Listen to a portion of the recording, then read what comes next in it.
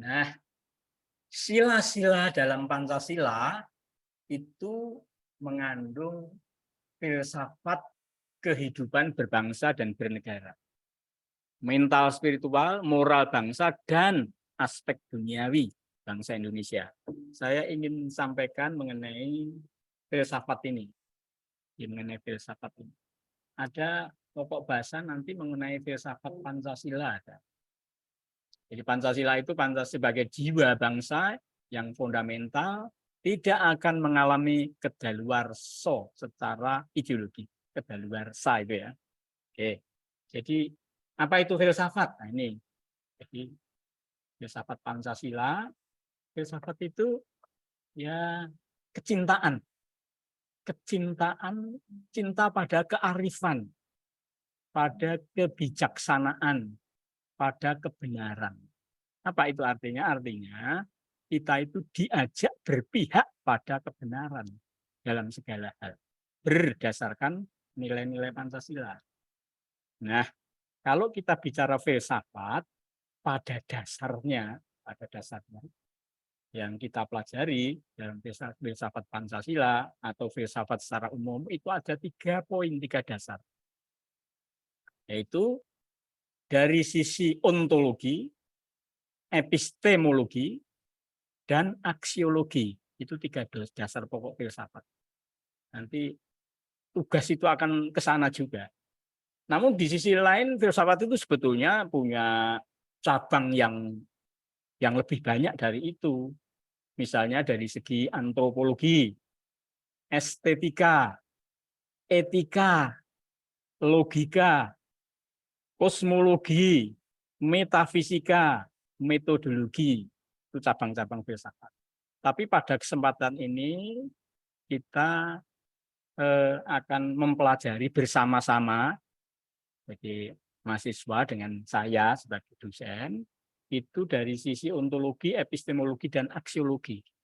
Maksudnya apa?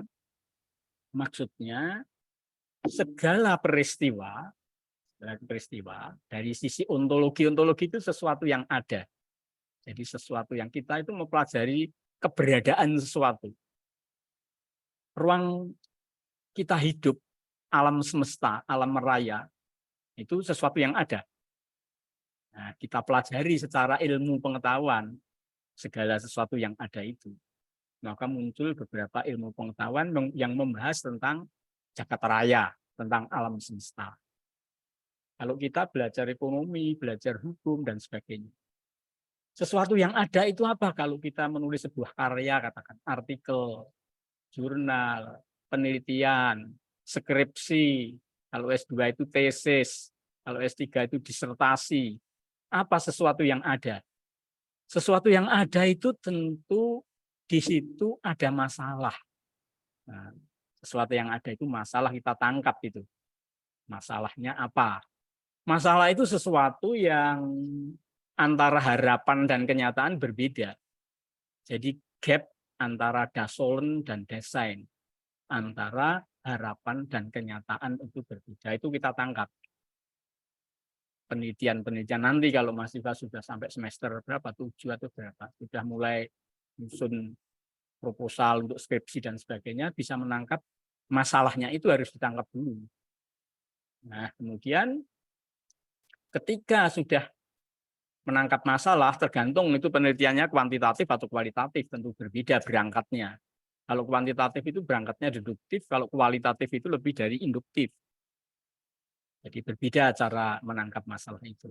Nah, kalau sudah ketemu masalah, masalah itu tentu harus kita pecahkan, harus kita kaji, harus kita cermati, harus kita analisis, dan sebagainya. Nah, ketika kita mengkaji masalah itu, menganalisis masalah itu, tentu menggunakan teori-teori, dasar teori, menggunakan penelitian-penelitian terdahulu, kemudian menggunakan metodologi penelitian. Nah, ketika kita menggunakan itu semua, itu namanya epistemologi. Jadi dalam memecahkan masalah itu kita menggunakan teori, menggunakan metodologi dan sebagainya. tidak ngarang-ngarang dan sebagainya, bukan itu, tapi dengan unsur epistemologi itu. Nah, kemudian dari sisi aksiologi apa? Dari sisi aksiologi itu agar karya kita baik berupa artikel, makalah, jurnal, skripsi itu hasilnya itu memiliki nilai. Nah, hasilnya itu memiliki nilai. Nilai bagi para pihak. Dan nilai itu apa? Nilai itu sesuatu yang bermakna. Jadi hasil karya itu harus bermakna. Hasil karya itu harus berarti. Hasil karya itu harus bermanfaat, harus berguna kepada para pihak. Maksudnya itu. Itu bisa dilihat di dalam kesimpulannya, dalam sarannya dan sebagainya. Itu kalau kita bicara mengenai nilai. Nilai. Kemudian oleh karena itu Pancasila sebagai jiwa bangsa yang fundamental tidak akan mengalami kedaluarsa ideologis. Jadi kalau kita bicara jiwa, ya sebaiknya memang suatu keharusan kita sebagai warga negara, kita sebagai manusia Pancasila, sebagai manusia Indonesia, kita itu mesti memiliki jiwa Pancasila itu. Nah, kita telusuri jiwa itu apa sebetulnya. Jiwa itu lebih pada suasana batin. Jiwa itu kekuatan batin. Jiwa itu suara hati. Suara hati kita, kekuatan batin kita itu, kita memiliki nilai-nilai Pancasila itu jiwa. Ya kita harus berjiwa Pancasila. Jadi kekuatan batin kita sebagai bangsa, kita memiliki jiwa Pancasila yang kemudian nanti akan lebih operasional, lebih kelihatan dari sisi semangatnya. Jadi kita bisa dipotret dari semangatnya sebagai bangsa. Yang pada hakikatnya, endingnya, supaya kita segala sesuatu yang kita lakukan itu memiliki nilai bagi kehidupan. Baik kehidupan berbangsa, bermasyarakat, berbangsa, dan bernegara. Pada akhirnya mau ke sana gitu. Pada akhirnya mau ke sana. Lanjut. Nah, kita sekarang bicara visi pendidikan kewarganegaraan. Visi pendidikan kewarganegaraan di perguruan tinggi itu membantu mahasiswa di dalam memantapkan kepribadiannya, di dalam mempelajari. Jadi agar mewujudkan nilai-nilai dalam Pancasila, dalam mengembangkan ilmu pengetahuan, teknologi, dan seni, IPTEK. Jadi kita itu mempelajari IPTEK itu, ya, itu harus didasari dengan kepribadian kita tadi, nilai-nilai dasar Pancasila, supaya endingnya itu nanti jadi manusia yang benar-benar bernilai bagi manusia. Ini membantu mahasiswa sebetulnya pendidikan kewarganegaraan itu. Itu kita masuk ke visi pendidikan kewarganegaraan. Nah, kalau kita bicara IPTEK itu lebih luas lagi sebetulnya. Ya, lebih luas lagi kalau kita bicara budaya. Karena IPTEK itu, ilmu pengetahuan, teknologi, dan seni itu adalah unsur-unsur budaya itu. Jadi budaya lebih luas lagi. Sistem budaya itu ada 7 sistem. Nah, kita mempelajari ilmu pengetahuan, teknologi, dan seni. Sistem budaya misalnya bahasa, itu sistem budaya. Kemudian sistem sosial, sistem pengetahuan. Nah, ini ada ilmu pengetahuan. Sistem teknologi, sistem ekonomi, sistem religi, dan sistem seni. Ini kalau kita bicara budaya, budaya lebih luas lagi dari 3 unsur ini. Nah, mahasiswa nanti akan terus mempelajari IPTEK itu. Itu kewajiban mahasiswa, kewajiban kita semua. Termasuk dosen-dosen itu kan tidak ada hentinya. Belajar, belajar, dan terus belajar. Profesi dosen memang harus begitu. Sampai tua, belajar, terus belajar terus. Lanjut. Ya, sekarang kita masuk ke negara memiliki kewajiban kepada seluruh warga negara, terutama kelompok rentan. Kita masuk ke sana, perlindungan. Kita sudah masuk ke perlindungan. Perlindungan terhadap warga negara. Perempuan, anak-anak, dan kelompok berkebutuhan khusus.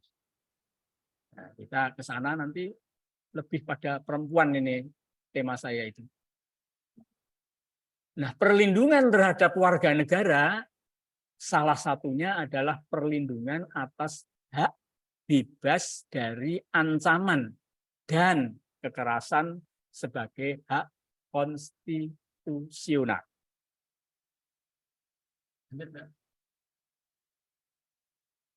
Hak bebas dari ancaman, ya, diskriminasi dan kekerasan merupakan hak yang sangat penting untuk dipenuhi, terutama bagi korban.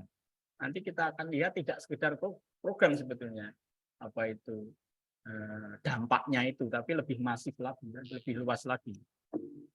Pandangan bahwa kekerasan seksual sebagai kejahatan terhadap norma kesusilaan, norma kesusilaan semata tidaklah cukup. Namun, kekerasan seksual dapat berdampak masif baik bagi lingkungan korban maupun pelaku. Jadi kita telusuri nanti sampai korban, lingkungan korbannya, sampai lingkungan pelaku. Nanti saya akan memberikan tugas-tugas mahasiswa ke sana. Tidak membuat artikel, tapi Anda coba untuk mengkaji. Lanjut, Mbak.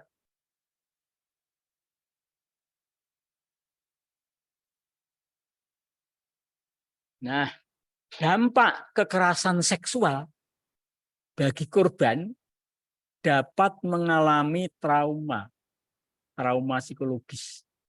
Apalagi kalau itu anak-anak, karena terjadi juga pada anak-anak itu yang belum dewasa. Ketakutan, dampak lingkungan sosial. Jadi ada dampaknya pada teman-temannya dan sebagainya itu. Bagaimana melihat dia yang jadi korban itu? Keluarga, kemudian kesehatan juga tentu, sosial, karir. Ini ya, jangka panjang itu kalau pelaku sampai karirnya itu. Jadi dampak bagi pelaku jelas dapat dikenai sanksi hukum jelas, keluarga, sosial, karir, dan masa depannya. Jadi itu risiko yang harus ditanggung.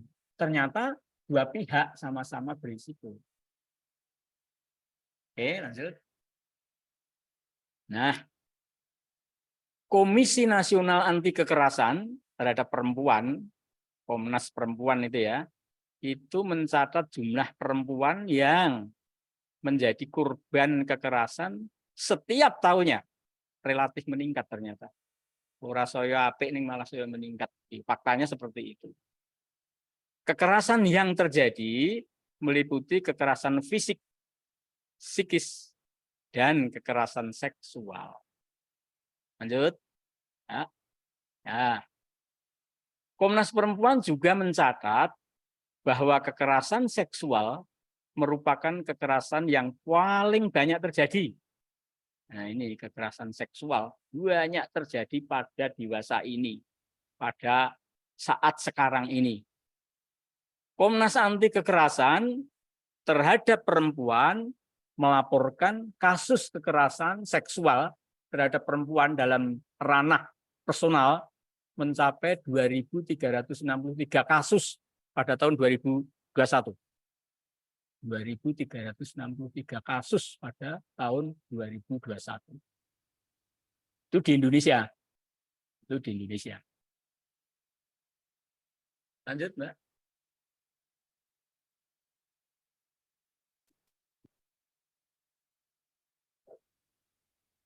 Nah, kemudian jumlah perkosaan. Wah, ini medeni gitu ya. Jumlah perkosaan itu sampai 547 kasus. Jumlah pemerkosaan.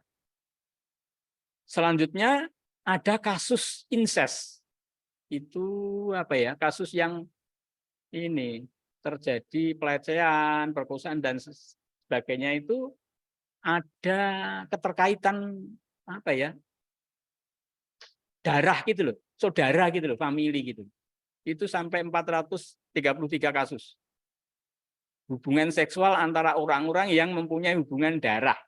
Berarti saudara itu, masih family, masih saudara. Itu terjadi. Itu terjadi.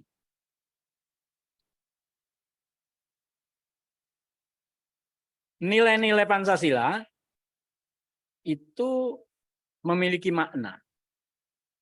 Dari kasus tadi ya, banyak kasus sampai pelecehan seksual, pemerkosaan seksual, itu terjadi. Nah, kita sekarang bagaimana nilai-nilai Pancasila yang sebenarnya?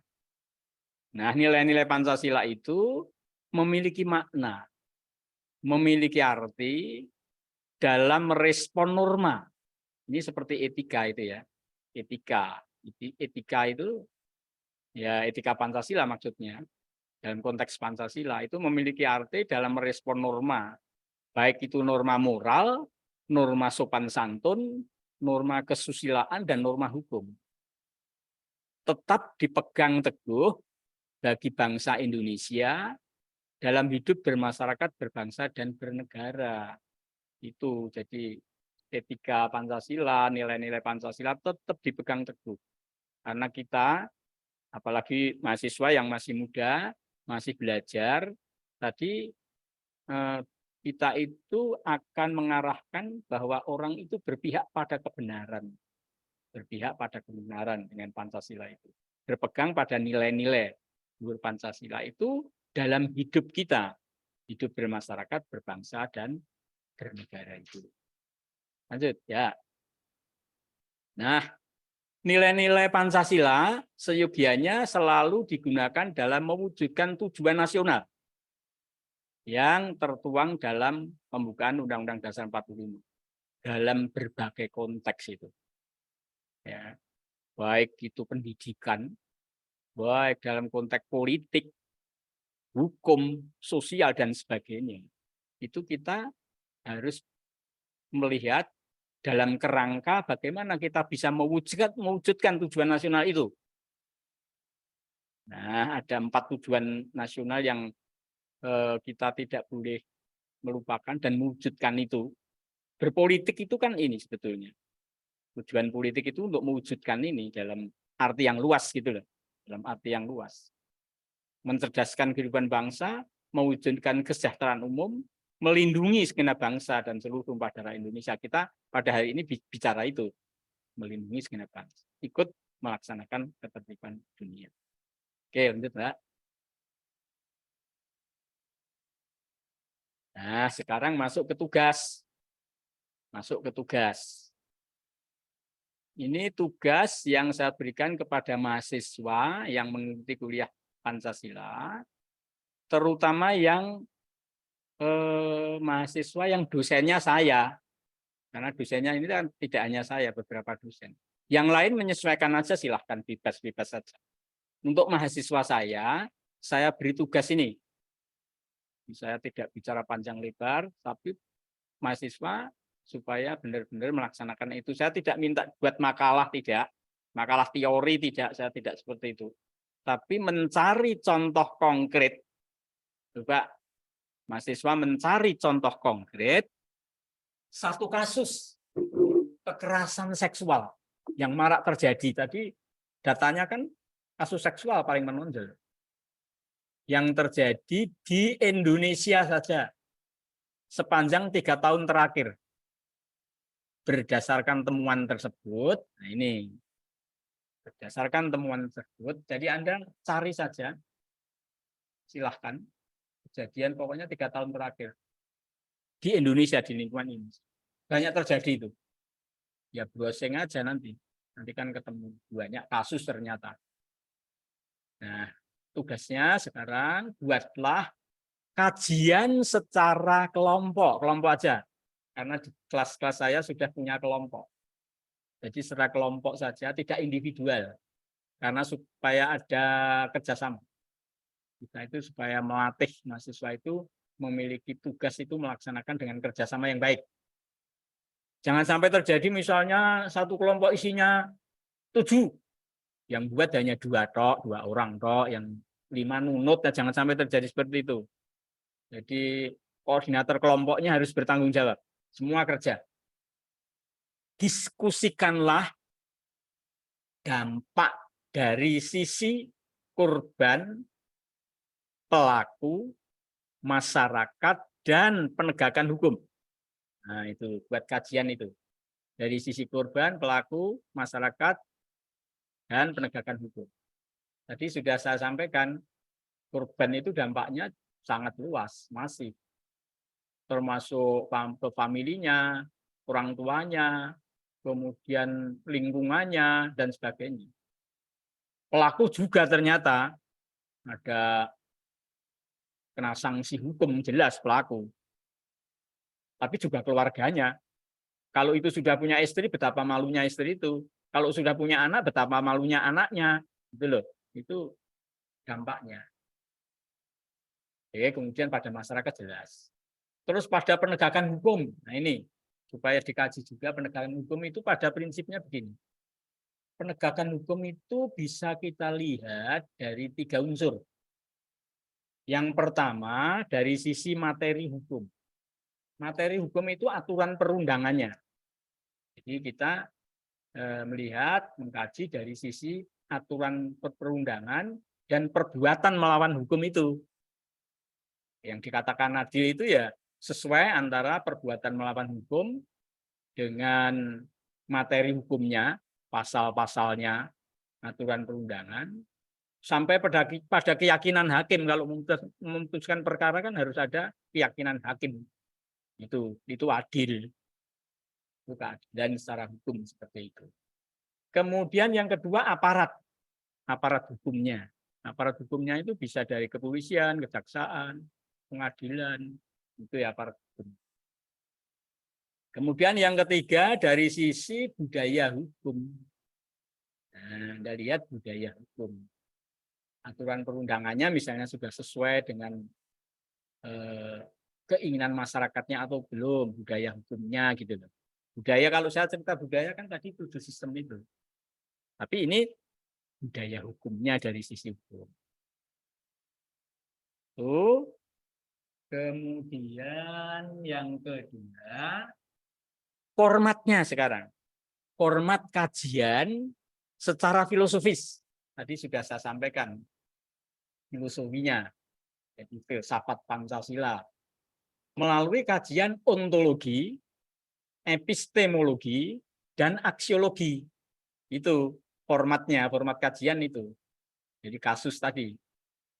Jadi dampaknya tadi oke, kemudian format ontologinya kan masalahnya itu. Anda bisa cari di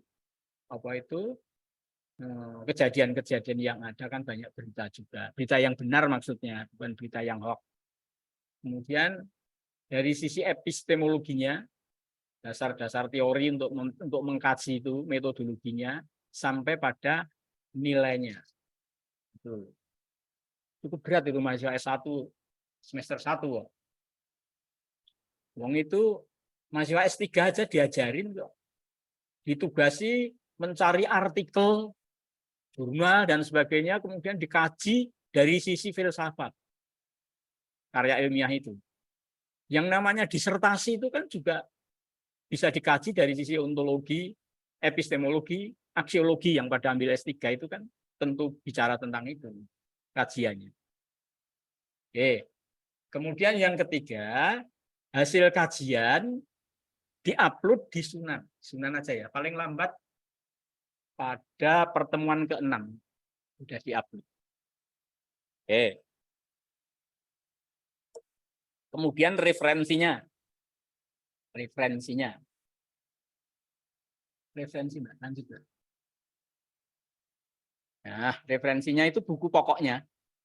Nanti Anda tambah, misalnya ngambil internet ya, ditulis di situ. Sumbernya dari mana? Kasus kan bisa dilihat dari media sosial bisa juga, tapi yang benar, artikel-artikel yang benar, jurnal-jurnal yang benar. Itu yang bisa saya sampaikan. Kemudian sama-sama kita terus belajar. Sebagai penutup sekarang. Sebagai penutup, saya itu mau apa ya? Nembang gitu ya. Nembang Dandang Gulo itu hafalan saya ketika saya sekolah di SD. Sampai sekarang saya masih hafal itu. Dandang Gulo. Judulnya Yogianiro Promudo Samangki. Oke. Saya nembang, coba dicermati syairnya kalau tahu ya itu bahasa Jawa soalnya. Dicermati apa artinya syair-syairnya itu. Mahasiswa perlu belajar bahasa Jawa juga.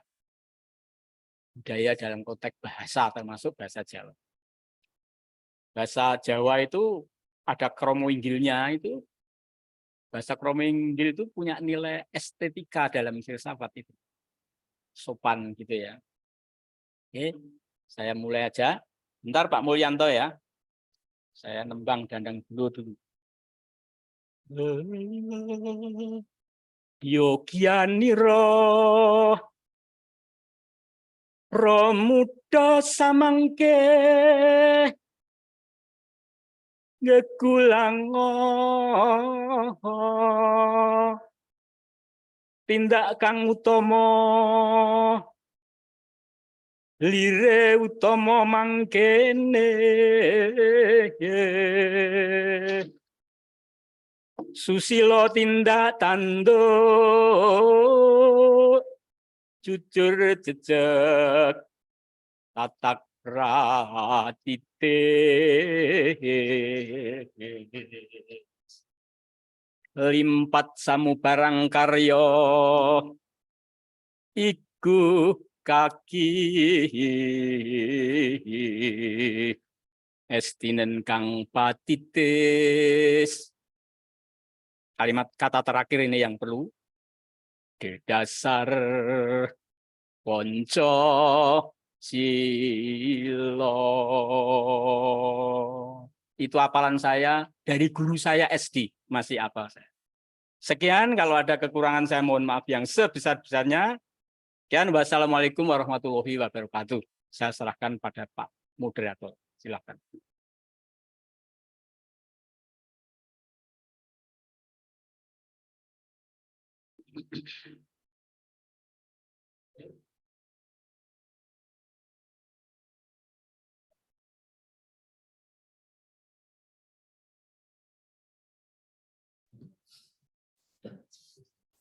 Baik, terima kasih Pak Dr.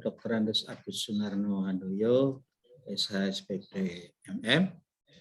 Tadi sudah kita diberi penjelasan ya, tentang Pancasila dan kewarganegaraan, hubungannya dengan konteks tadi kekerasan. Kita sudah mendengar bagaimana kasus per kasus begitu ngeri, terutama tadi kekerasan seksual. Nah, oleh karena itu, untuk lebih gayeng lagi, maka saya sebagai moderator memberi kesempatan kepada teman-teman sekalian, baik dosen maupun mahasiswa, yang ingin mencoba sharing atau bertanya kepada narasumber kita. Eman-eman kalau kita tidak berdiskusi dengan narasumber yang sudah berpengalaman dan mumpuni ini. Saya beri kesempatan 3 orang, barangkali mau bertanya, silahkan. Sebutkan nama, kemudian bertanya tentang tema yang sedang kita bahas. Ada?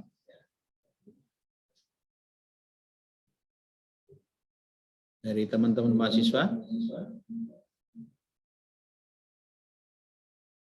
Atau kalau belum, saya pancing dulu. Saya sebagai moderator pun ada pertanyaan. Kalau kita menyimak memang sebenarnya banyak pertanyaan. Begini Pak Dr. Agus.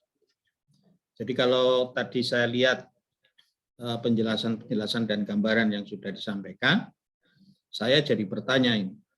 Tadi ada penjelasan di mana Pancasila itu mempunyai makna. Ya.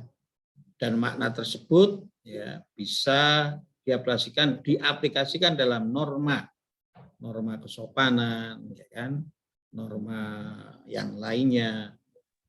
Tetapi pertanyaan saya, kenapa dalam era teknologi tadi masih banyak kasus-kasus seperti kekerasan seksual, dalam arti tadi mungkin dalam kurung itu ya, perkosaan yang masih marak. Apakah peran Pancasila ini perlu dipertanyakan untuk saat sekarang? Begitu Pak Dr. Agus, barangkali bisa dijelaskan dulu. Untuk yang lainnya barangkali nanti bisa nyusul. Terima kasih Pak Agus. Ya, terima kasih Pak Mulyanto. Pak Mulyanto ini juga sarjana hukum juga gitu. Jadi untuk cermat begitu. Ini menguji saya, Pak Mulyanto kan teman saya juga. Moderator. Terima kasih Pak. Jadi Pancasila itu bermakna, berarti bagi bangsa Indonesia. Pancasila. Karena Pancasila itu mengandung nilai-nilai. Nilai-nilai itu operasionalisasi dari nilai itu norma namanya. Norma itu tadi saya sampaikan bisa norma moral, bisa norma sopan santun, kesusilaan, sama norma hukum. Nah, kalau kita bicara nilai, sebetulnya nilai itu sesuatu yang paling bermakna tadi. Dari sisi Pancasilanya loh Pak ya, Pancasilanya itu abadi Pak bagi bangsa Indonesia kalau Pancasilanya. Ini kan pada manusianya. Nah, pada manusianya. Oleh sebab itu, bagi kita mempelajari Pancasila, dasar negara itu sebetulnya perlu sejak kecil, Pak. Jadi filosofi bangsa, dasar negara sejak kecil sudah diajarkan supaya melekat, punya suara hati, tadi loh yang saya sampaikan, punya suara hati, punya suasana batin, kekuatan batin, itulah jiwa Pancasila itu ditanamkan sejak kecil. Bukan setelah dewasa tua, tidak seperti itu, tapi sejak kecil menjadi jiwa. Penanaman nilai, penanaman jiwa itu sejak kecil. Oleh sebab itu, memang perlu yang terus-menerus aturan perundangan itu sampai ke sana gitu loh. Sampai pendidikan Pancasila itu dari awalnya itu. Tapi perjalanan sejarah kita kan memang mengalami pasang surut. Tadi sudah saya sampaikan. Nah, dengan undang-undang itu untuk perguruan tinggi, itu kan mulai perguruan tinggi yang kita pelajari itu.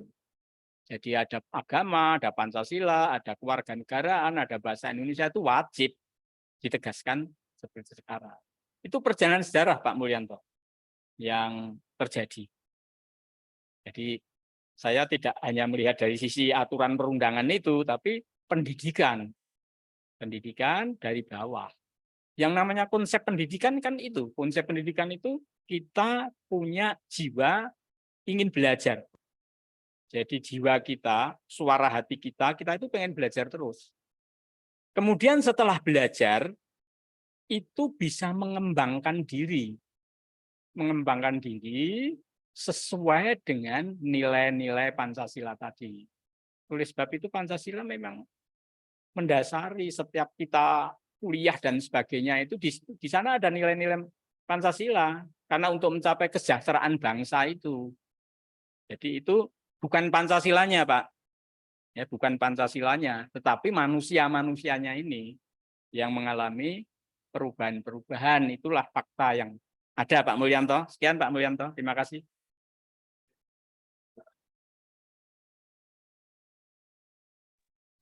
Terima kasih Pak Agus.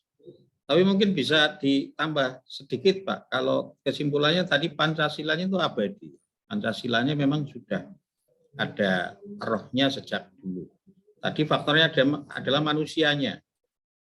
Nah, terus bagaimana cara supaya mengurangi di mana tadi ada kasus-kasus kekerasan itu?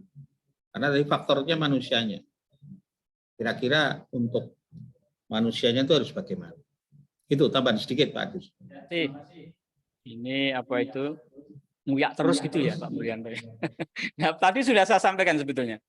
Jadi kejadian-kejadian nyata yang itu terjadi itu dengan penegakan hukum. Dengan penegakan hukum. Penegakan hukum itu meliputi 3 unsur tadi yang sudah saya sampaikan.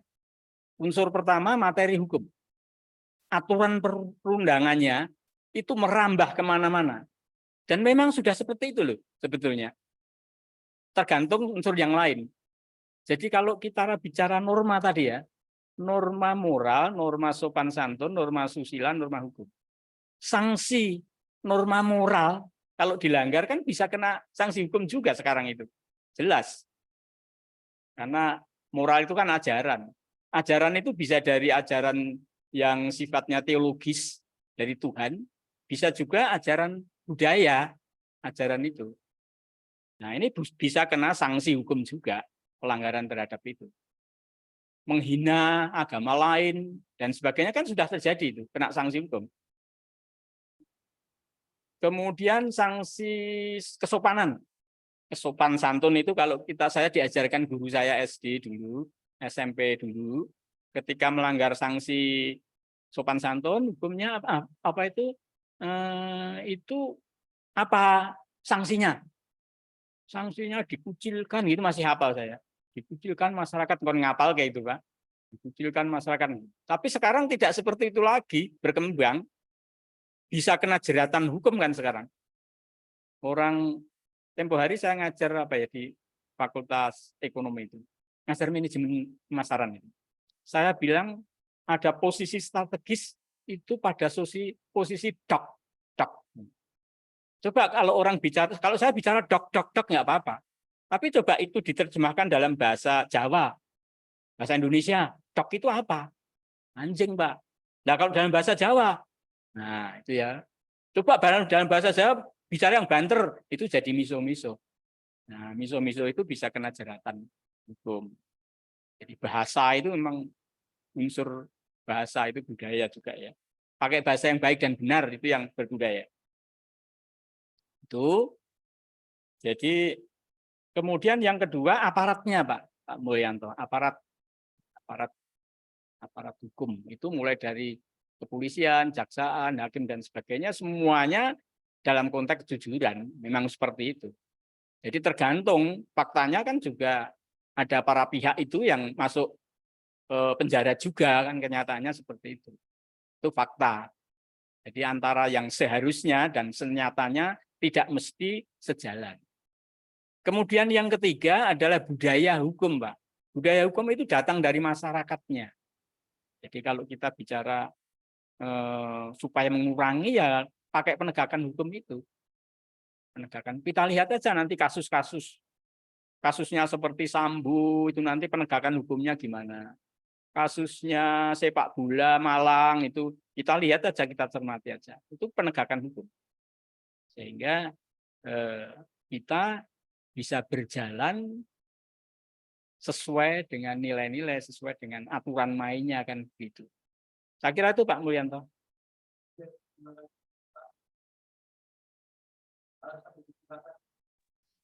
Terima kasih Pak Dr. Agus. Ya. Saya beri kesempatan ke peserta yang lain. Ayo, mahasiswa yang sedang semangat-semangatnya. Monggo, barangkali ada yang mau diskusi atau bertanya. Sharing juga boleh, Pak. Sharing, mau sharing juga boleh. Sharing itu lebih berbagi pengalaman. Tidak perlu saya bantah gitu ya. Sharing itu berbagi pengalaman. Jauh ini dari mahasiswanya Pak Agus semua ini. Ini kalau mau sharing atau bertanya atau apa, ini ada nilai plus dari Pak Agus ini nanti. dari Pak Dr. Agus. Silakan.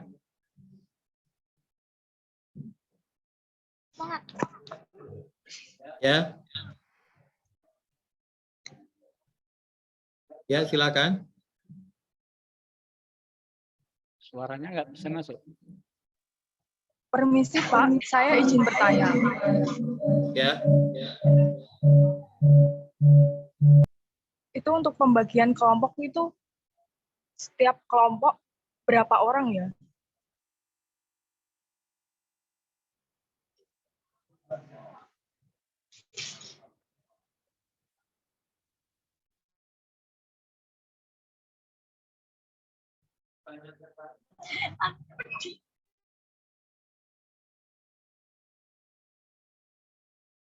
Lain? Selain tugas kelompok,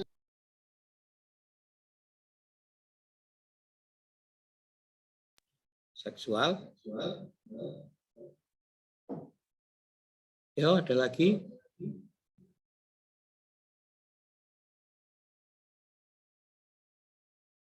Oke, sambil menunggu. Atau barangkali bisa lewat chat ya. Barangkali nggak berani untuk bertanya di depan umum. Lewat chat juga bisa, nanti kami baca. Oke, saya beri kesempatan Pak Agus, barangkali mau menjawab tadi dulu. Jadi begini, kelas itu sudah punya kelompok mestinya. Sudah punya kelompok. Ini saya juga malah tanya ini loh, kenapa kok tanya kelompok gitu loh. Kelompok itu sudah dibentuk.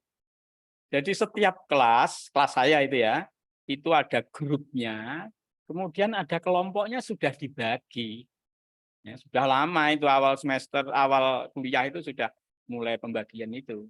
Ketika kita bicara kontrak kuliah, kemudian pembagian kelompok, sudah kok ini ditanyakan gitu. Berapa orang kan aneh gitu pertanyaannya itu. Apa ini tidak jarang masuk kuliah barangkali gitu ya.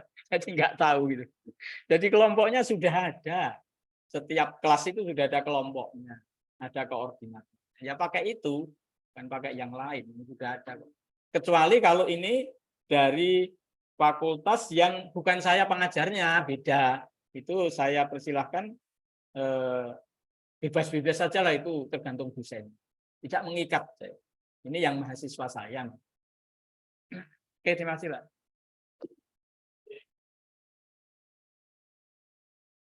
Terima kasih, Pak. Ini Pak Iwan Suroso juga hadir. Pak Iwan, selamat siang. Pak Iwan. Selamat siang Pak Mul. Nah, monggo sharing dengan Pak Agus, Pak Iwan, mumpung hadir di sini. Saya masih di jalan Pak, mohon maaf. Oh, masih di jalan. Oke, saya kira di. Oke, hati-hati Pak Iwan. Ya, Pak Iwan itu satu kantor dengan saya. Atau yang lain, ayo. Para mahasiswa, apa yang perlu di-sharingkan, apa yang mau ditanyakan, monggo.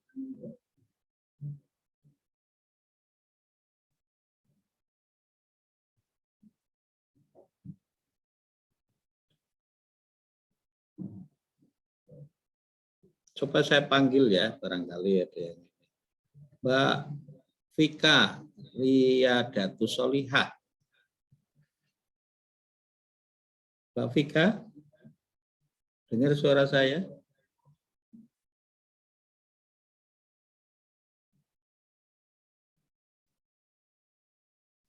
Kelihatannya pada malu untuk bertanya ini.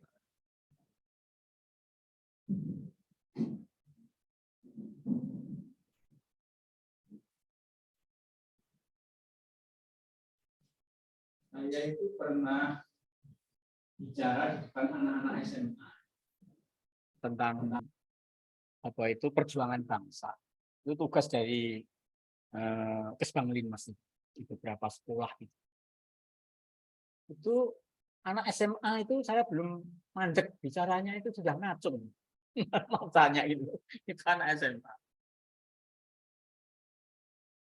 Anak SMA 1 pernah, SMA Muhammadiyah pernah juga.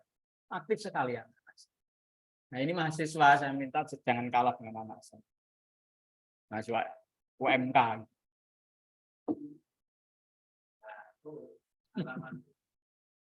Pengalaman dari Pak Dr. Agus ya, jika menjadi narasumber juga. Oleh karena itu jangan kalah sama anak-anak SMA. Atau ini, ya ini kebetulan hadir juga ini Bu Indah. Selamat siang Bu Indah. Selamat siang, Pak. Oke, barangkali mau sharing dengan Pak Dr. Agus, Bu Indah. Belum ada, Pak. Oh, belum ada. Saya itu setiap datang di kantor tuh yang saya lihat itu di kantornya Bu Indah itu. Dan enggak sesuatu yang memiliki keindahan itu filosofinya itu memiliki estetika, Pak Mulyan. Maka kata-kata indah saya selalu ingat. Terima kasih ya.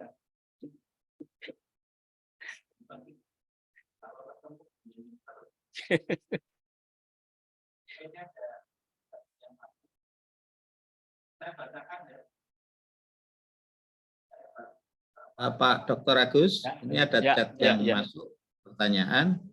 Saya bacakan. Maaf Pak, izin bertanya Pak. Saya Aditya dari Fakultas Ekonomi dan Bisnis Prodi Manajemen. Pertanyaan saya, gimana cara untuk menghindari kejahatan seksual di masa ini? Dan cara untuk menghilangkan trauma kejahatan seksual itu seperti apa Pak? Minta penjelasannya. Saya ulangi.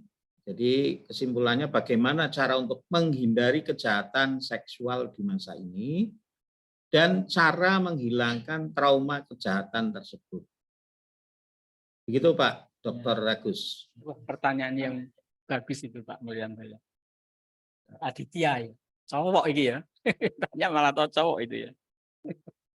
Oke, jadi menghindari kejahatan seksual itu, ini bagi wanita ya.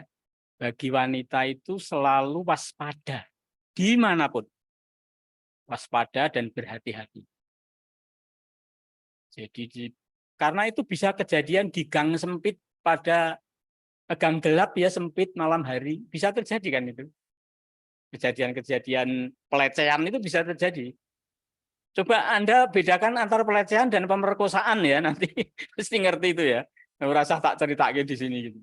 Jadi kejadian pelecehan itu bisa terjadi di gang sempit. Berita-berita itu banyak. Di angkutan kota. Nah, itu loh. Di angkutan kota aja terjadi. Di bis terjadi.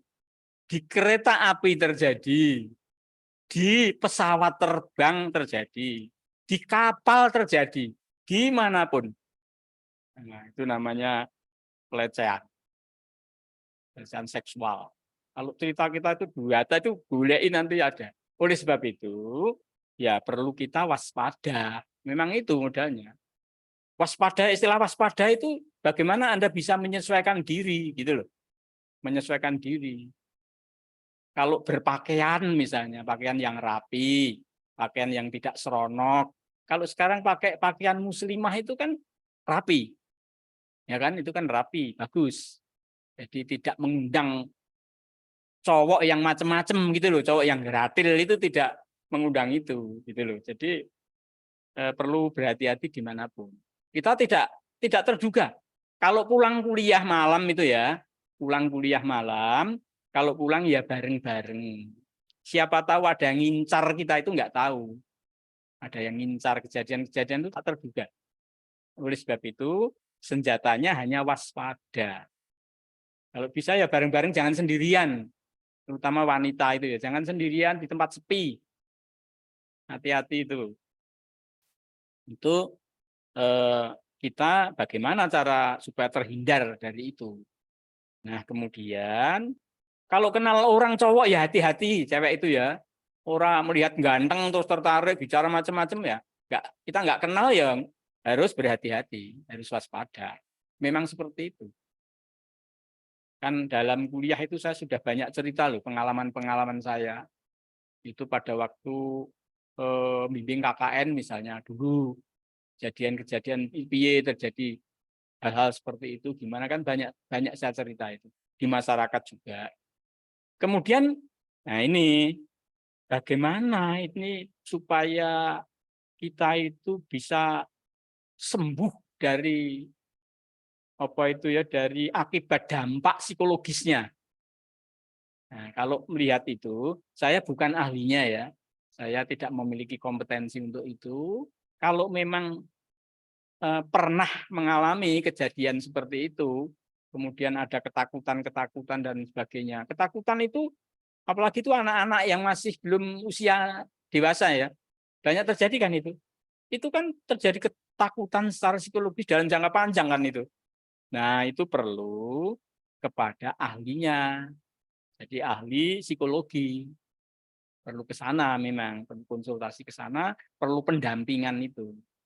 Itu ke sana. Kalau saya kan bukan memiliki kompetensi untuk itu. Ya periksakan supaya ada pendampingan. Kalau bagi korban loh ya itu, bagi korban. Ya, korban itu memang punya dampak itu. Dampak psikologis itu nggak sembuh-sembuh memang. Ketakutan, dan nanti kalau wanita masih anak-anak, terus dewasanya gimana kalau ketakutan terus menghadapi laki-laki misalnya. Nah kan masalah yang tidak pernah selesai kalau seperti itu. Oleh sebab itu ya periksakan ke ahlinya, ahli psikologi. Itu Pak Mulyanto. Terima kasih Mas Aditya.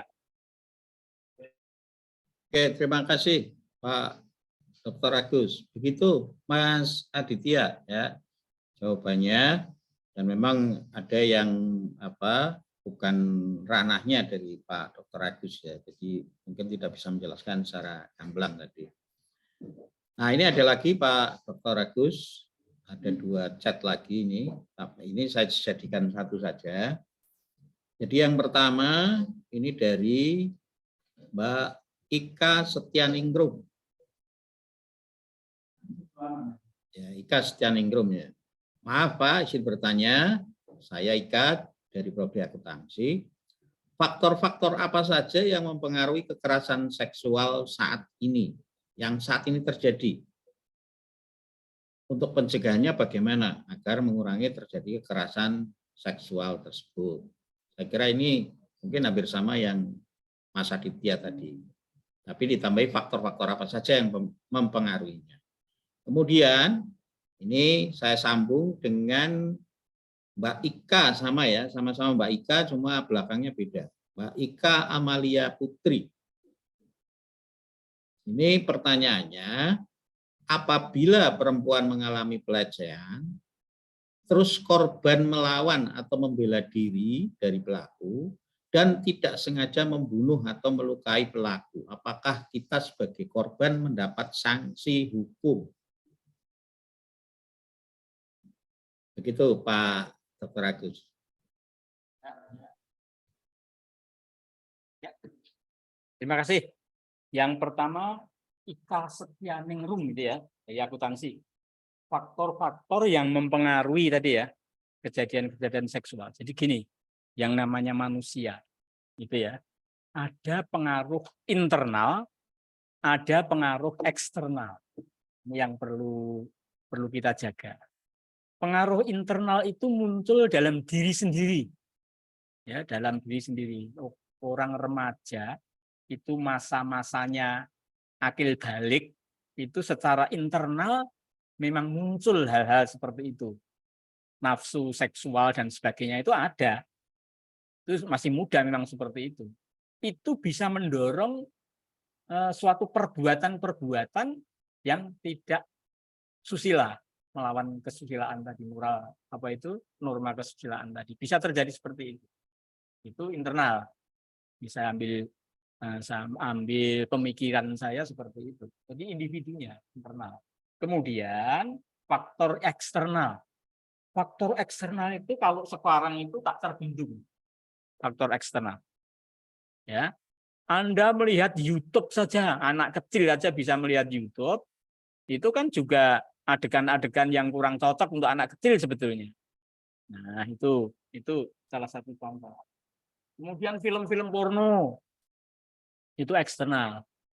Jadi memunculkan orang itu bisa berbuat yang sama, bisa nekat gitu.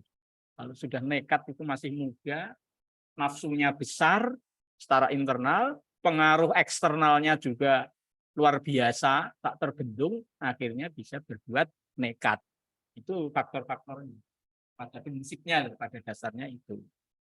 Pencegahannya gimana?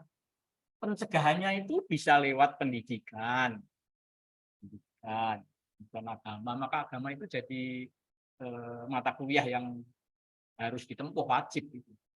Pancasila, kewarganegaraan, itu apa itu pencegahannya. Juga tadi sudah saya sampaikan, pencegahannya juga dari sisi penegakan hukum itu penting memang. Penegakan hukum tadi sudah saya ceritakan. Itu supaya ada pencegahan, mikir 1000 kali gitu loh. Orang memperkosa itu nikmatnya berapa jam tuh itu. Tapi bisa kena sanksi pidana puluhan tahun, harus mikir itu gitu loh. Harus mikir seperti itu. Bareng-bareng pemerkosaan kan banyak terjadi itu. Satu gadis diperkosa 8 laki-laki, itu memang itu kejadian nyata gitu loh. Itu kejadian nyata yang kita sampai terjadi seperti itu terus dia bingung kan gitu. Sehingga kita serba takut, punya anak wedok juga takut, anak wedok cek kuliah sisan kan gitu loh. Nah, kudu hati-hati juga pencegahannya secara internal dan eksternal. Kemudian Ika Amalia, apabila wanita ini jadi korban ya, ini kan masalah sanksi, Jadi kalau korban itu sanksi hukumnya kan tidak, tapi sanksinya sanksi apa ya, kita korban loh ya, dampak itu bukan sanksi ya, dampak korban itu sangat luas tadi sudah saya sampaikan. Tapi kalau kemudian melawan si pelaku pelecehan misalnya, melawan, kemudian pemerkosaan itu melawan, ya semua diselesaikan secara hukum. Nah, kalau diselesaikan secara hukum itu masuk ranah pidana. Kalau diselesaikan secara hukum tentunya ada bukti. Nah, ini yang tidak gampang. Bukti pelecehan, bukti pemerkosaan itu tidak mudah memang, tapi harus ada bukti. Ada saksi. Itu kelengkapannya loh ya. Bukti tok juga bisa sebetulnya. Ada saksi. Saksi itu minimal 2, tidak boleh hanya 1. Hukum itu begitu. Ada saksi, kemudian nanti disidangkan ke pengadilan, ya tergantung keyakinan hakimnya juga. Nah, itu sanksi hukum itu. Jadi sering orang yang jadi korban itu malu, itu kenyataan memang. Tidak mau lapor itu bisa terjadi. Ada yang lapor, ada yang tidak lapor karena malu, sanksi sosial tadi loh. Karena si korban itu malu, teman-temannya tahu, tetangganya tahu, lingkungannya tahu gitu loh. Itu jadi malu, tidak lapor. Nah, ini juga masalah lain juga kan gitu seperti itu. Tapi kalau yang korban itu tidak kena sanksi hukum, yang kena sanksi hukum itu pelakunya itu. Pelakunya tentu kena sanksi hukum, ya harus lapor si korbannya itu supaya terbuka, terang. Dan juga masyarakat perlu pembelajaran terhadap korban ini. Saya pernah tanya beberapa mahasiswa, kalau kamu misalnya dapat seorang wanita pernah menjadi korban pelecehan atau korban pemerkosaan, gimana? Dari sampel saya kira-kira 10 mahasiswa gitu aja ya, cowok ya. Banyak yang mengatakan tidak mau gitu. Tidak mau. Tapi ada 2 mahasiswa yang tergantung, Pak. Oh, itu berarti masih bisa menerima. Tergantung, Pak. Tergantung orangnya, pribadinya, dan sebagainya. Itu artinya banyak yang tidak mau menerima. Jadi ego laki-laki itu masih ada gitu loh. Ego laki-laki pokoknya tidak mau. Kalau sudah tidak gadis lagi tidak mau. Nah, itu ego memang, ego laki-laki itu masih ada. Itu dampaknya gitu ya. Saya kira itu Mbak Ika Amalia. Bagus pertanyaannya.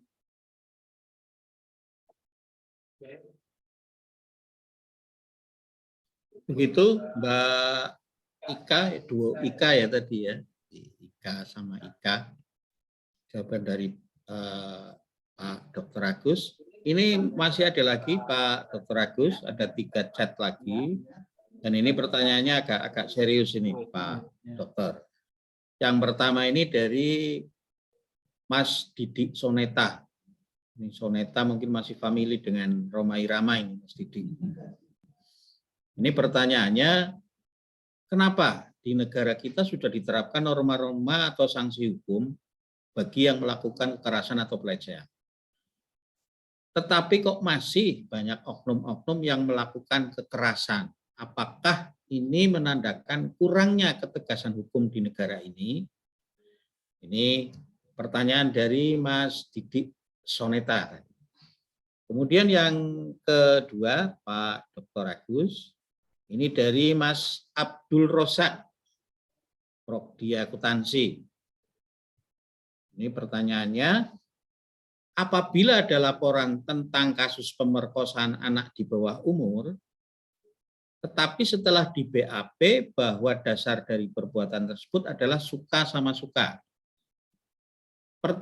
Pertanyaan saya, apakah si pria tersebut bisa dijatuhi hukuman? Karena status perempuannya masih di bawah umur. Dalam hal ini masih berumur 15 tahun. Ini pertanyaan dari M. Abdul Rosak.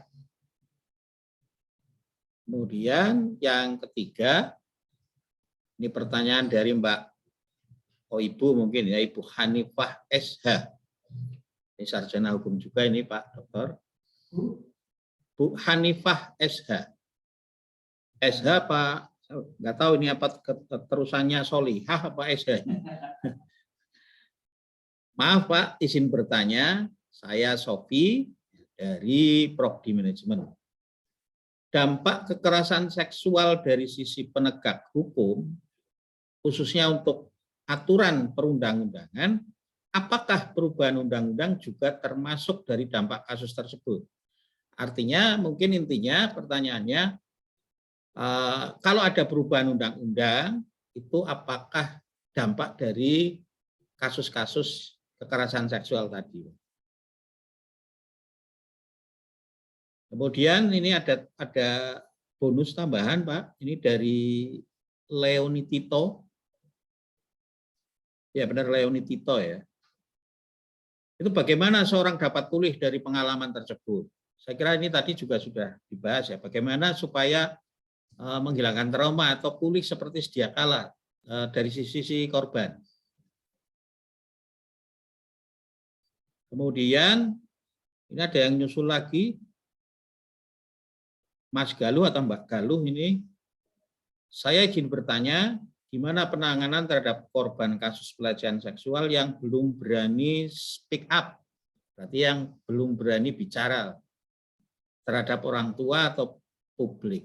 Ini kan berarti malu tidak melaporkan. Ini bagaimana penanganannya? Oke, mungkin itu pertanyaan yang sudah yang sudah ada di chat, Pak. Monggo, Pak Dr. Agus. Ya, terima kasih. Jadi tadi dari Soneta tadi ya? Ya. Soneta. Ya, kita itu sudah punya materi hukumnya, gitu. Punya materi hukumnya. Jadi sanksi hukumnya ada. Tapi kok kekerasan terjadi terus kan begitu kan? Sebetulnya pertanyaan ini senada dengan tadi sebetulnya.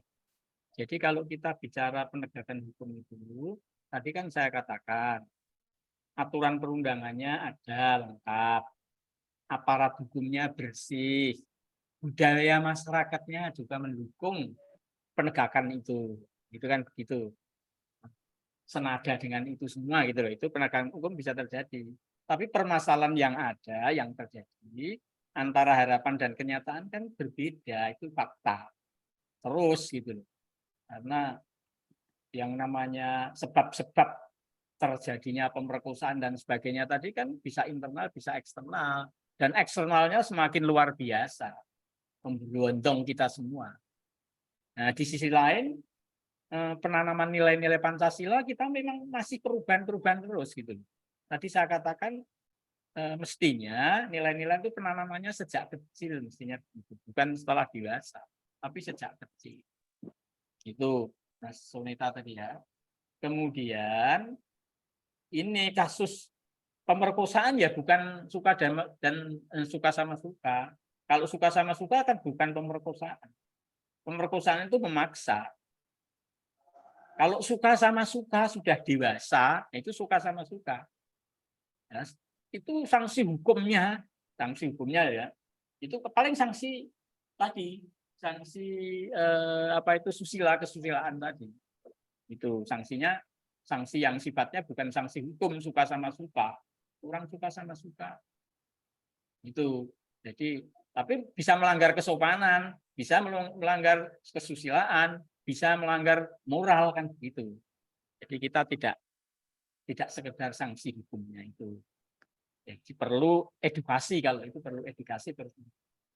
Nanti itu pada saat kita mau masuk revolusi industri 5.0, sekarang kan kita masih 4.0. 5.0 itu sudah ada koneksi antara kemajuan IT, teknologi yang luar biasa, yang berorientasi pada internet itu, kemudian data yang tentunya data yang benar, tidak hoax, kemudian pada humanities, pada manusianya, bahwa hakikat manusia itu untuk kesejahteraan, hakikatnya itu.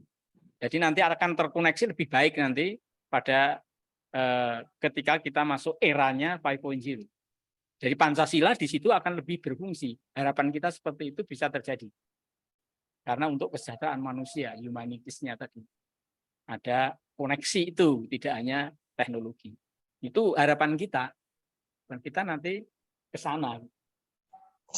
Kemudian, wah ini pertanyaan yang karena itu tadi sarjana hukum atau tadi Pak Mulyanto tadi. Ya, ini sharing saja, mungkin penjenengan malah lebih fokus pada hukum, lebih pintar dari saya, kemungkinan bisa begitu. Jadi kalau ada perubahan itu, perubahan aturan perundangan, perubahan itu kan tidak semua terus dirubah, tidak semua begitu. Paling perubahan itu pasal-pasal, berapa pasal diadakan perubahan kan begitu. Nah, pasal yang bersangkutan itu yang dirubah ya kita menggunakan yang sudah dirubah itu kan begitu. Itu kan seperti perubahan Undang-Undang Dasar 45 ini pro dan kontra itu. Bu, karena saya tempo hari mendengarkan ada dialog nasional kebangsaan mantan-mantan jenderal, termasuk Pak Profesor Kailan itu Gajah Mada yang nulis Pancasila dan Kewarganegaraan. Beliau berpendapat Undang-Undang Dasar 45 itu perubahannya dari sisi amandemen, namanya amandemen itu teorinya menurut beliau itu perubahan itu hanya 1, 2, 3 pasal gitu. Itu amandemen namanya. Tapi kalau sudah 90% lebih itu sudah mengganti.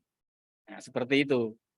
Seperti itu. Jadi yang berlaku ya aturan perundangan itu pasal yang mana yang dipakai seperti Undang-Undang Dasar 45 tadi. Kita sudah terlalu over perubahan amandemen itu. Nah, terus balik teori amandemen perlu dipelajari. Kita perlu mempelajari itu. Saya kira itu pada prinsipnya itu. Jadi aturan perundangan yang dirubah tergantung pasal mana yang dirubah. Kalau pasalnya sudah dirubah ya gunakan pasal itu. Saya kira itu Bu. Ya. Kemudian apa tadi? Menghilangkan trauma lah. Ini tadi ahlinya bukan saya gitu. Jadi silahkan pada psikolog yang bisa mendampingi ke sana akan lebih jelas. Jadi bukan saya tidak ranahnya ke sana. Nah, kalau belum berani, malu lah siapa yang tahu kan gitu loh. Kalau ada pelecehan, ada pemerkosaan, korbannya itu malu, wis neng omah neng jero omah terus gitu ya. Tidak bisa komunikasi dengan orang lain kan orang lain nggak tahu gitu loh. Penanganannya dia juga nggak tahu karena tidak ada komunikasi. Jadi ada penanganan ketika ada komunikasi, ketika ada informasi. Begitu. Tidak ada informasi nggak bisa penanganan seperti itu. Kalau toh itu malu, mungkin orang tuanya kan yang bisa lapor, saudaranya, familinya, dan sebagainya. Tentu kalau hukum itu ada bukti-bukti, tentu itu tidak gampang kan mencari bukti itu. Saya kira itu Pak Mulyanto. Baik, terima kasih Pak Dr. Agus. Untuk tadi yang bertanya ya, diantaranya Mas Didik Soneta, seperti itu jawaban dari Pak Agus. Salam buat Bang Haji Roma Irama ya, dari Pak Dr. Agus. Kemudian ini saking banyaknya antusias untuk bertanya Pak, ini ada lagi juga, ada 3, mungkin ini yang barangkali terakhir. Cuma ini ada pertanyaan yang serius juga. Yang pertama ini dari Salsabila, Mbak Salsabila. Salsabila. Ya, Mbak Salsabila ini bertanya, Pak, maaf izin bertanya. Apakah ada pelecehan seksual yang dialami oleh laki-laki? Nah, mungkin ini bertanya pribadi terhadap Pak Dr. Agus, barangkali pernah mengalami. Kemudian yang kedua, Mbak Nabila. Mbak Nabila ini bertanya, apa hukum bagi pelaku pelecehan seksual yang masih di bawah umur? Kemudian yang ketiga, Mbak Siva. Mbak Siva ini saya kira ini sudah dijawab tadi oleh Pak Dr. Agus, tapi barangkali bisa diulangi. Ini bagaimana cara kita menyikapi aturan hukum yang ada di negara kita, melihat banyaknya kasus yang terjadi, salah satunya kekerasan, juga pelecehan seksual. Bagaimana dari korban, mereka yang tidak mendapat keadilan. Jadi banyak korban yang tidak mendapat keadilan sehubungan dengan aturan hukum yang diterapkan di negara kita.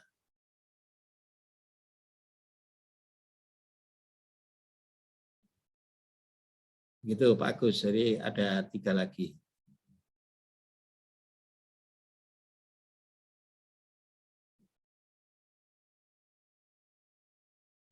Ya, terima kasih. Elsa tadi. Salsa kayak Bu Elsa, Salsa. Pertanyaannya unik ya mikirnya. Sopono pemerkosaan sing memperkosa itu langka gitu ya. Sing memperkosa itu bisa terjadi ya. Bisa terjadi. Caranya kan pakai obat kan begitu kan. Obat tertentu sehingga wanita memberi obat tertentu pada laki-laki. Kemudian laki-laki itu minum obat itu terus beberapa menit terangsang bisa melakukan pemerkosaan. Bisa terjadi kalau itu. Nah, kalau terjadi seperti itu ya sanksi hukumnya sama gitu loh. Sama sanksi hukumnya. Jadi baik laki-laki maupun perempuan kan begitu. Jadi caranya saja yang bisa berbeda caranya. Untuk wanita ya itu caranya. Sudah pakai pakaian-pakaian yang erotik gitu ya. Kemudian memberi obat bius atau obat apa itu sehingga laki-lakinya tertarik bisa memperkosa. Lah kok diperkosa kok mau, lah itu namanya bukan memperkosa. Jadi kalau apa itu laki-laki itu dalam kondisi mabuk, dalam kondisi itu kan sanksi hukumnya nanti juga sanksi hukum yang tepat kan itu, karena mabuknya bukan dibuat sendiri kok, dibuat si wanita kok masalahnya kan gitu. Tetap karena sakit. Kemudian ini Nabila. Kalau di bawah umur kan tetap soal pidana itu kena pidana. Tetap walaupun di bawah umur. Hanya sanksinya tidak disamakan dengan orang dewasa kan gitu. Jadi ada apa itu perbedaan memang kalau itu di bawah umur. Seperti banyak terjadi itu kejahatan-kejahatan itu orang di bawah umur tentu berbeda dengan ada unsur edukasi, ada unsur pendidikan juga. Itu di Indonesia. Tapi tetap kena sanksi orang perbuatan seperti itu. Itu kan yang bacok itu ya naik motor, geng motor itu loh. Geng motor itu kan banyak yang di bawah umur juga. Anak SMP aja ada kok ikut membacok orang itu loh. Kan tetap kena sanksi itu. Jadi sanksi hukumnya tetap, tapi caranya lebih edukatif, tidak seperti orang dewasa. Terus bagaimana aturan hukum menyikapi apa tadi? Bagaimana korban itu ya untuk mendapatkan keadilan? Oh gini, jadi gini, kalau masalah adil dan tidak adil itu ya keputusan pengadilan negeri dulu. Keputusan pengadilan negeri. Hakim itu memutuskan kan mesti dengan bukti, dengan saksi, dengan keyakinan kan itu kan. Itu lengkap, hakim memutuskan. Ini lepas dari unsur kalau masalah ini menerima suap, menerima itu kan masalah lain gitu loh. Saya tidak ke sana gitu. Bisa terjadi kalau soal suap menyuap bisa terjadi. Kemudian kalau tidak puas tidak usah protes sama hakim di pengadilan negeri, nggak perlu, tapi naik banding. Nah, gitu loh. Naik banding ke pengadilan di tingkat provinsi itu, tingkat banding. Kalau nggak puas lagi ke Mahkamah Agung, kasasi, kan begitu. Prosedurnya seperti itu. Tidak demo, tidak seperti itu. Tapi ada prosedur hukum itu seperti itu. Jadi perlu itu dilalui secara hukum. Jadi kalau mahasiswa misalnya ada hal-hal yang sifatnya tidak puas di dalam peradilan tingkat pengadilan negeri, tidak perlu demo, tetapi naik banding. Karena sudah keputusan hakim ora iso diwai. Dan hakim ya sudah itu keputusan hakim. Nah, diterima atau tidak? Kalau tidak ya naik banding. Tapi bisa terjadi loh, tidak puas di pengadilan negeri, korupsi, kena 8 tahun misalnya. Banding, kurang puas lagi, kemudian Mahkamah Agung malah 12 tahun bisa terjadi. Hukum itu bisa seperti itu. Gitu. Di peradilan yang terakhir itu yang kemudian dipakai. Jadi 12 tahun ya nasib gitu loh. Itu ya, jadi tidak protes pada keputusan hakimnya itu, tetapi naik banding, kasasi. Saya kira itu, Pak Mulyanto. Baik, terima kasih Pak Dr. Agus. Ini biar tuntas Pak Dokter, jadi saya tambah 2 lagi. Sementara yang lainnya nanti bisa lewat chat ya, langsung ke Pak Agus juga bisa, atau ke panitia juga bisa. Jadi ada 2 pertanyaan, di mana salah satunya adalah mungkin curhat ini. Tapi intinya bagaimana mencegah, kalau saya simpulkan. Yang pertama dari Mbak Salsa. Salsa. Bukan Salsa Fasya. Ya, Salsa Fasya. Mohon izin bertanya Pak, saya Salsa Fasya Aulia dari Prodi Manajemen. Apa yang harus kita lakukan jika melihat pelecehan seksual kepada wanita yang dilakukan oleh teman laki-laki sendiri? Yang dilakukan oleh teman laki-laki sendiri. Itu yang pertama. Kemudian yang kedua, ini juga cerita mungkin. Jadi ada pelecehan seksual terhadap anak TK, tapi anak TK tersebut tidak tahu kalau itu adalah pelecehan karena masih kecil. Apakah ini bisa dilaporkan? Ya, saya kira itu pertanyaan terakhir. Nanti yang lainnya barangkali masih belum puas bisa nanti WA atau chat ke narasumber langsung atau ke panitia, nanti kita sampaikan. Seperti itu, monggo Ya. Pak Agus. Terima kasih. Jadi ini pertanyaan yang realistis ini ya, Salsa ini. Kalau pelecehan itu ya terhadap temannya sendiri gitu ya, sebetulnya kalau sudah itu pelecehan, itu apalagi pemerkosaan, entah teman, entah saudara dan sebagainya, itu ya ranah pidana gitu loh. Itu ranah pidana. Kalau sudah seperti itu. Kan ada pelecehan yang sedarah tadi kan ada gitu. Itu sedarah, ini teman sendiri.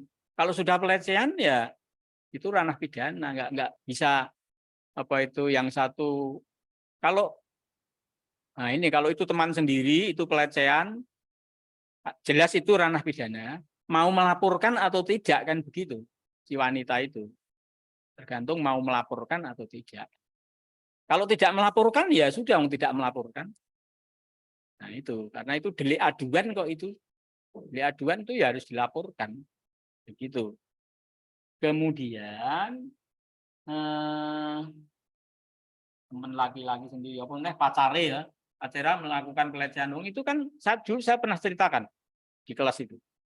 Ada mahasiswa KKN itu punya pacar satu tempat satu kos gitu loh, satu tempat itu. Lah ketika rumahnya gedek gitu, rumahnya gedek. Ketika waktu itu sudah lama ya, tidak menggunakan pakaian muslimah, tidak dulu. Kemudian si wanita itu habis mandi, ganti pakaian di kamar. Ganti pakaiannya itu di kamar. Lah cowoknya pasarnya itu ngintip gitu loh dari luar. Wong pacarnya sendiri kok diintip. Itulah fakta gitu loh. Konangan saya datang gitu loh, konangan. Saya ngonangi, terjadi seperti itu. Itu pacar saja bisa seperti itu. Wong pacare wae kok besok nek dadi bojone kan ya ngerti ngono lho. Kok dadak ngintik-ngintik gitu. Itu kejadian nyata gitu loh. Mahasiswa bimbingan saya pada saat itu. Bahkan saya pernah cerita juga kan kejadian nyata si mahasiswi yang KKN itu juga di Kabupaten Rembang, saya masih ingat ini. Itu jam 5 sore sing putri-putri mau mandi ke kamar mandi kan antri satu-satu kan itu. Ternyata ada cowok temannya itu sudah berada di atas plafon itu loh. Di atas plafon ngintip gitu loh. Kejadian seperti itu. Nah, celakanya jeblos yang itu loh. Itu kejadian nyata itu saya ceritakan itu. Bisa terjadi seperti itu. Namanya teman namanya itu sama kuwi gitu loh. Nah, sekarang kalau itu terjadi pada anak TK. Anak TK itu ya. Pada anak TK si bocah itu belum tahu. Ini saya tempo hari baru kira-kira 3 bulan yang lalu ada berita juga gitu. Suatu sekolah ya. Saya tidak tunjuk sekolah mana gitu ya. Suatu sekolah anak SD. Anak SD itu ya anak kota gitu ya. Cantik-cantik banyak memang.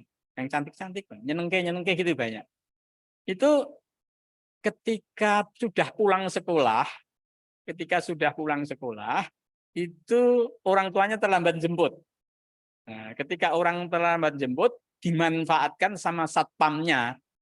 Lah anak yang yo cilik menik-menik nyenengke gitu loh. Tadi dituntun masuk ke ruangan. Dituntun masuk ke ruangan ternyata terjadi pelecehan gitu loh. Anaknya tadi diraba-raba gitu loh. Dicium-cium diraba-raba. Tapi si anak itu enggak apa-apa, ora rumangsa gitu, anak kecil. Nah, ketika konangan lah itu. Ya, konangan, guru gitu loh. Akhirnya ya jadi masalah itu. Nah, itu bisa masuk ranah hukum juga gitu. Di samping dipecat ada ranah hukumnya juga. Itu anak TK-nya nggak tahu, tapi ada orang yang tahu lah itu. Orang yang tahu bisa melapor. Unik ini ya. Ono kejadian ini unik nih. Ono warna-warna. Saya kira itu Pak Mulyanto.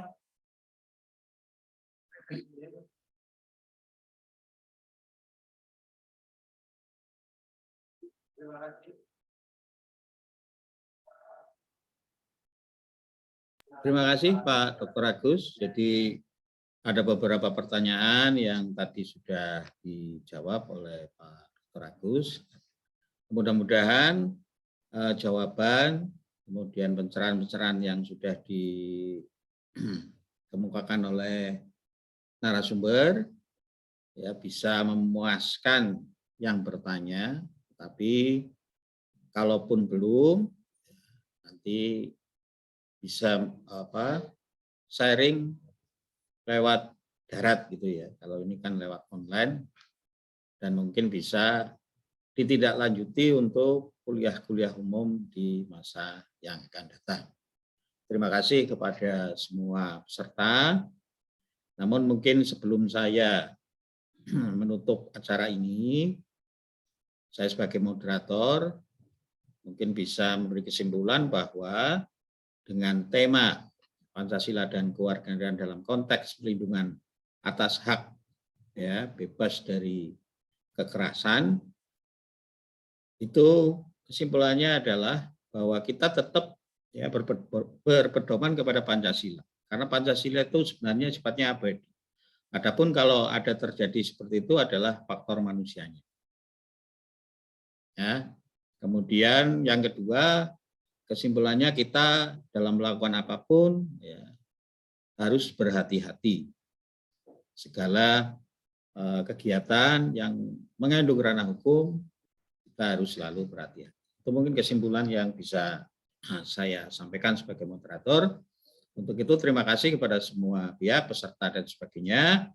Namun sebelum ditutup, saya kembalikan lagi kepada pembawa acara. Saya sebagai moderator mohon maaf apabila ada kesalahan. Terima kasih. Saya akhiri dulu. Assalamualaikum warahmatullahi wabarakatuh. Saya kembalikan kepada pembawa acara.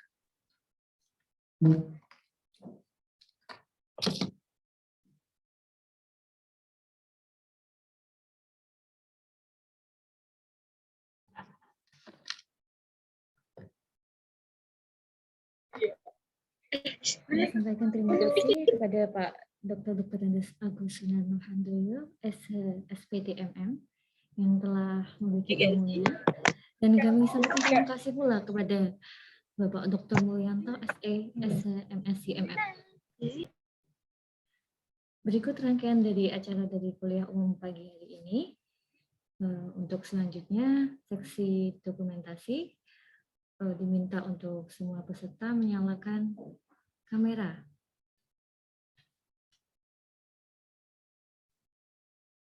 Oke, sudah siap?